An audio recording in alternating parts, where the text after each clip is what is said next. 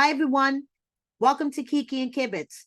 It's Mary, and I'm here with this week's edition of 90 Days and 900 Seconds Before the 90 Days, Season 6, Episode 16, One Crazy Summer.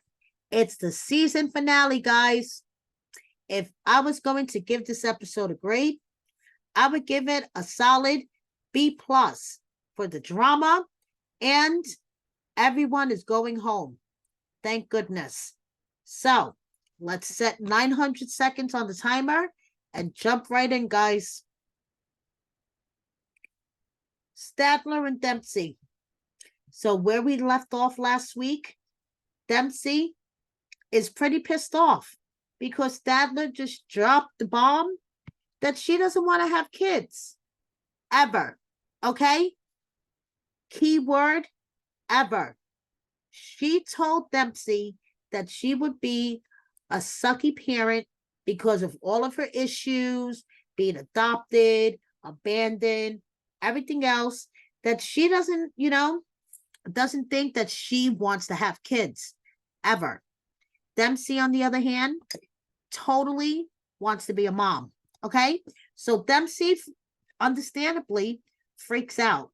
And Statler tells her that basically this is a deal breaker for her, okay? Because she doesn't want to have kids. So Dempsey is packing and she's ready to go.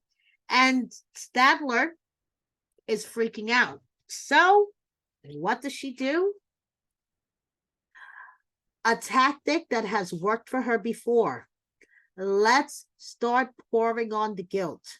She jumps up and she runs into the bathroom and she has a panic attack and gets physically sick. Dempsey is now understandably worried about her because Dempsey is a sweet, sweet soul. I love Dempsey. I think she is fantastic. I think she is sweet. She has a kind heart and she just wants to be loved. She wants to find a perfect relationship. And Dempsey, I'm sorry, Statler is not it. So Statler once again uses the same tactic that she used when she was trying to convince Dempsey that it was a fantastic idea to have her move in with her.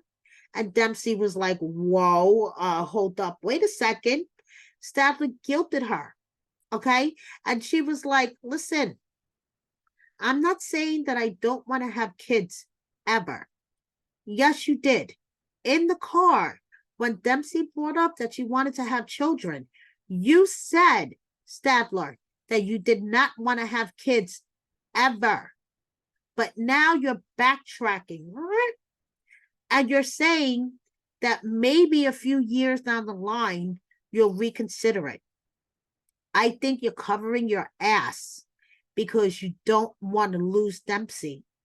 So you're guilting her, covering your ass simply because you want to stay in this relationship. You know you don't want to have children, Statler. Now, a few years down the line, 10, 20 years down the line, you don't want to have children. You have too many issues. You said it yourself. You said you were being honest in the moment, and it screwed you. And that's why you were backtracking in that moment, because you wanted to keep Dempsey. So it worked, because guess what? They get back to the farm, and Dempsey's like, you know something? I want you to move in with me.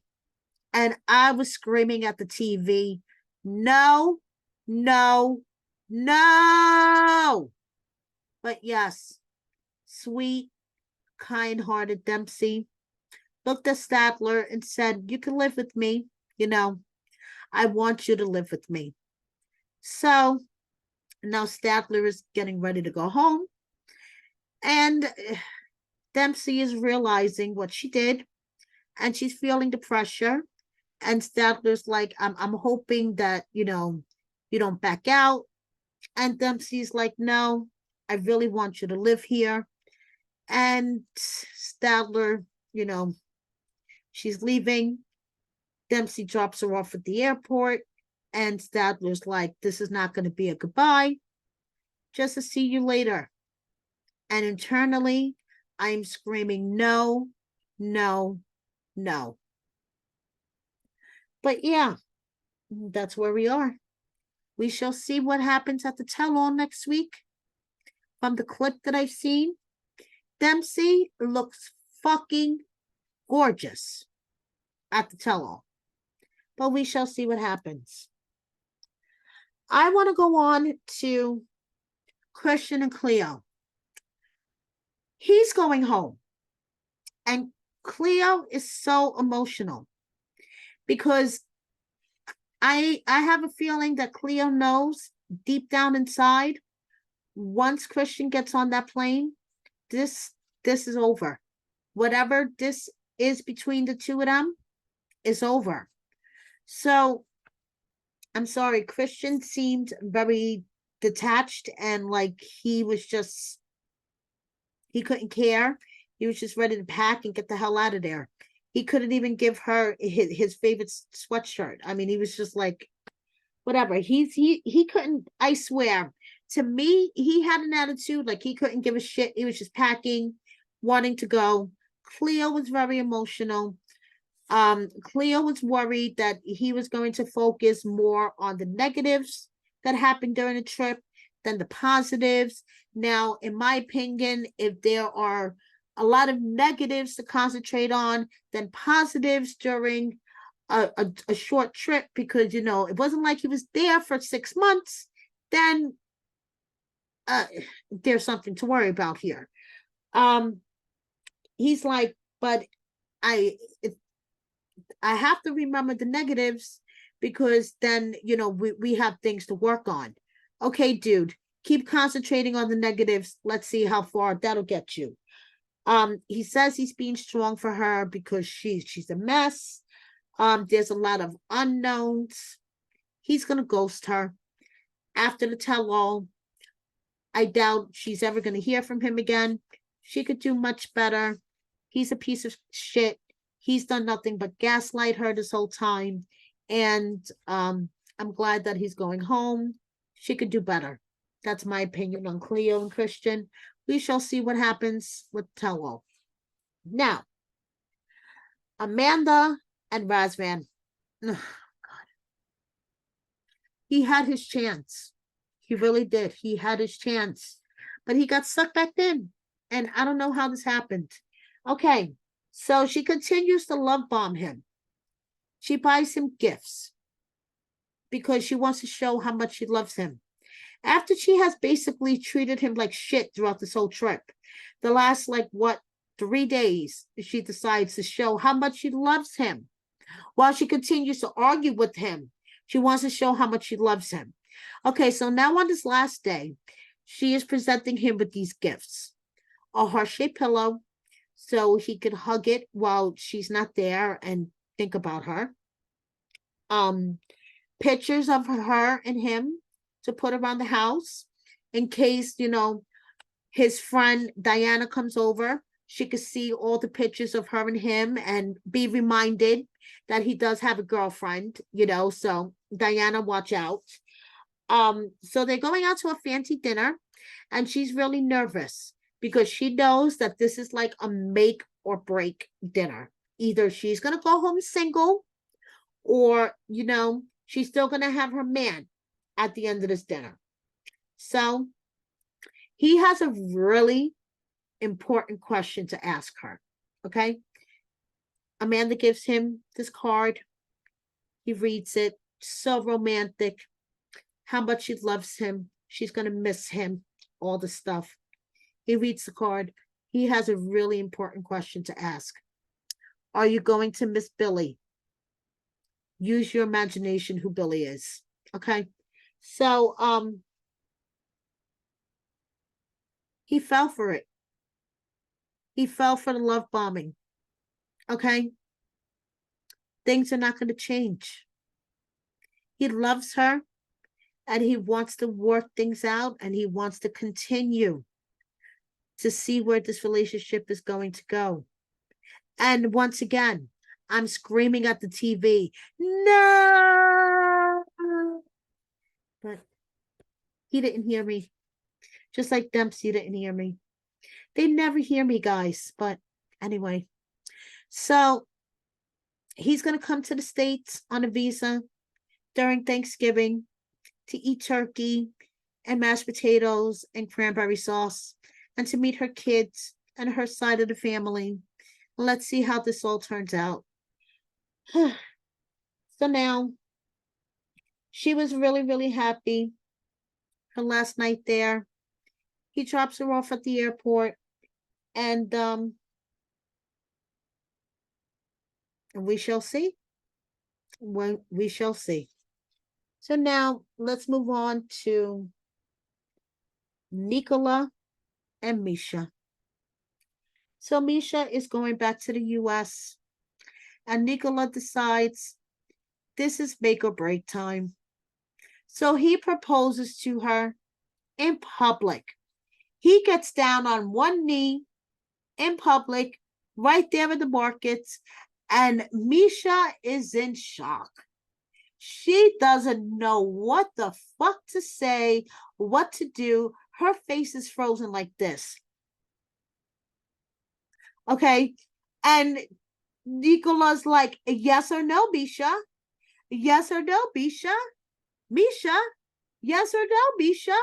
And she's like, yes, yes. So, of course, he doesn't have a ring. So he's like, come on, let's go to the jewelry store, Misha.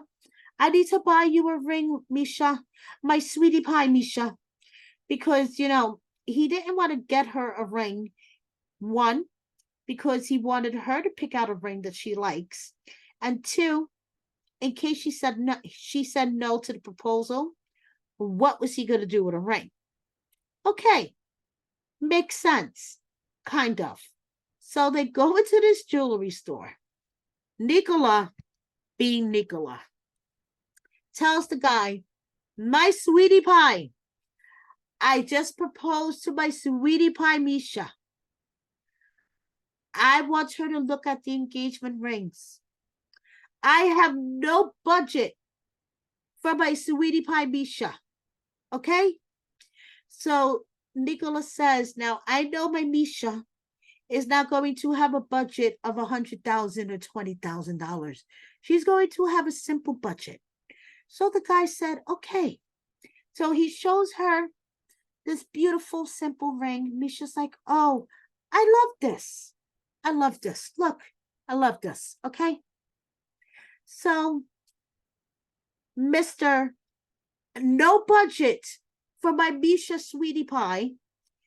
The ring was equivalent $1,700. Oh no, my budget is not that high. Okay, Mr. No Budget. He starts haggling with the guy in front of Misha. Okay, I could see how you are bringing down the romance factor to your proposal, Nicola, by haggling with the jeweler in front of your fiance. I get it. I get trying to save a dollar. Trust me. I am all for trying to save a dollar.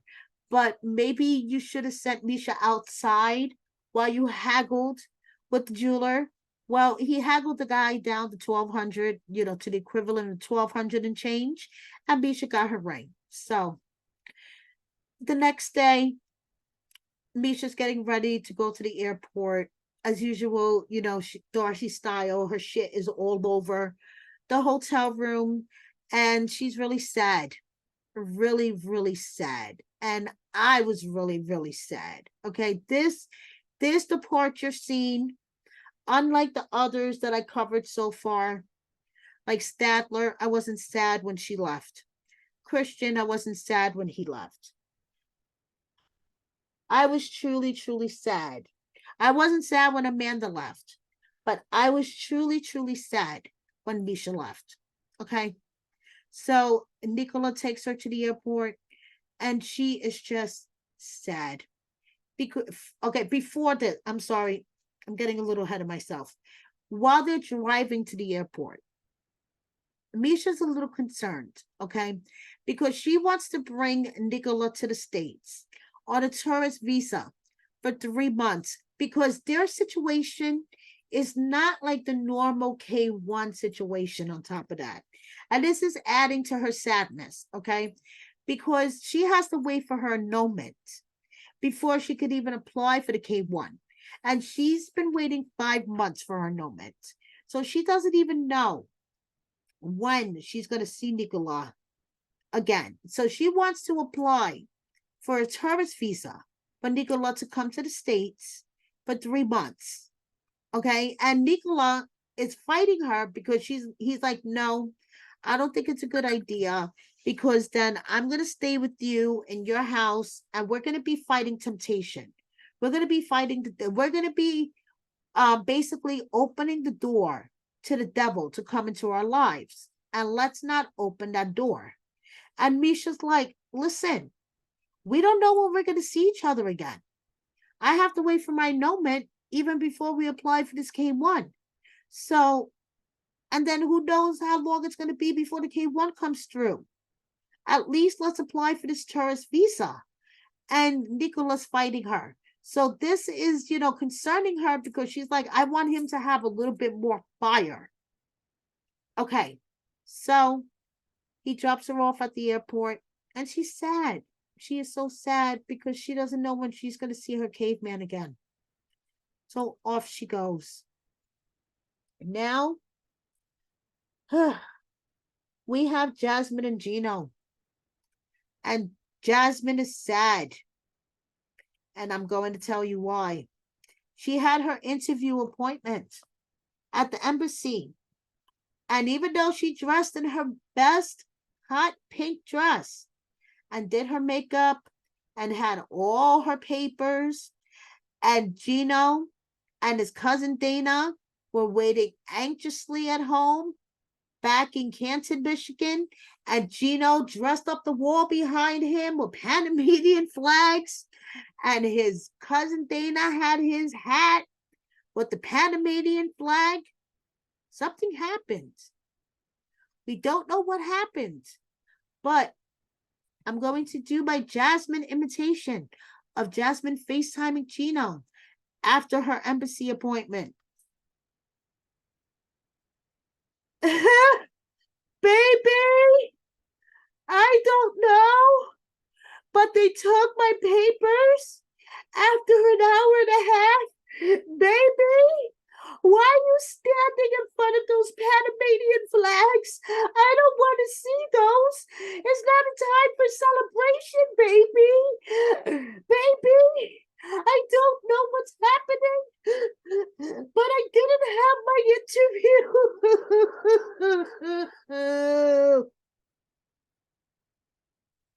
So, we don't know what is happening, but Jasmine did not have her interview. Spoiler alert, they are returning for the next season of 90 Day Fiancé, and Jasmine is in the United States. So I guess she did get the K1 visa. So all that ear splitting sobbing that she did on this episode was for naught. Just saying. So now, moving on to the big bombshell of the episode. Riley may or may not be a daddy. Yes, you heard correctly. Riley may or may not be a daddy. So it turns out, after Riley got home, Violet, in her usual style, texted him that it was over. She was done with him. When Riley left, he thought things were okay, but I guess not. When he got home,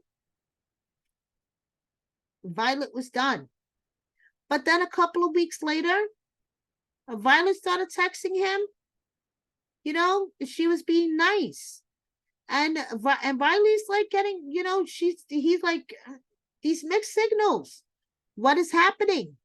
Then before he knew it, he's going to be a daddy. Hold up, wait a minute. How can you be a daddy when all you did was hold hands and kiss her on the forehead? Well, it turns out the night before he left, she came over after the film crew left. A little knock, knock, knock, knock, knock. And, paid a little visit. They were intimate. As Riley said, she's 5'2". Things were fun. Tiffany's like, am I going to be an auntie? And Riley's like, I don't think so, sis, Tiffany, because medication that I'm on lowers my sperm count. So I know medical miracles can happen, but I highly doubt it. Whoa, this is a bomb. We shall see how this turns out at the tell-all. But hold up, wait a minute. Do we need to call Maury? Just saying. DNA? I don't know. So, Riley may or may not be the daddy. We shall see. And that is all for the season finale of season 6 of B90 at its tell-all time. So please tune in next week for my 90 and 900 seconds for the tell-all. Thank you so much for watching me. Please subscribe if you don't already. Hit the like button. Check out wordonthestreetreality.com for all the tea you need. If you haven't checked out my interview with Stephen, Molly Hopkins, ex-fiance, please do. It's very interesting. And share my video with a friend or 10. Thank you so much. See you next time. Bye.